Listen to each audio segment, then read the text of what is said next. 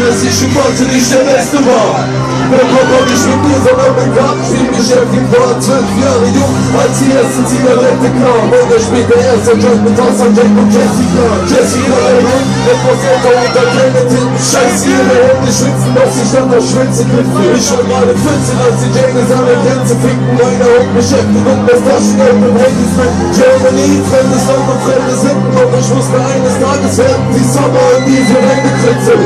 16, als der allererste Basie meine Kopf traf. Wurzeln schießen scharf, das hier ist kein Wirtschaft. Und schon mit 18 wusste ich werde irgendwann auf 8 gehen. Und du siehst die Türken dann am Rand drehen. Schon damals, dass mich am Mikrofon keiner kannte, machte ich das Feuer, du so in einer Schlampe. Und du hast recht, mein Abschluss sieht kacke aus.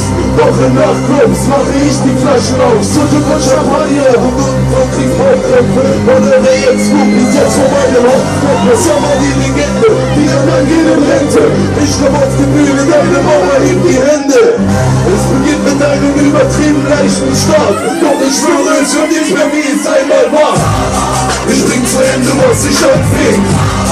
Ey, und den Champion im Kampf lebt. Wenn die Rapper auf mein Schwanz sind, erst wenn Rapper in der Top steht. Wer fickt die Szene im Alleingang? Für wen ist Krise machen einfach? Wessen Flow ist wieder hart? Und wer zieht meinen arbeitslosen Arsch?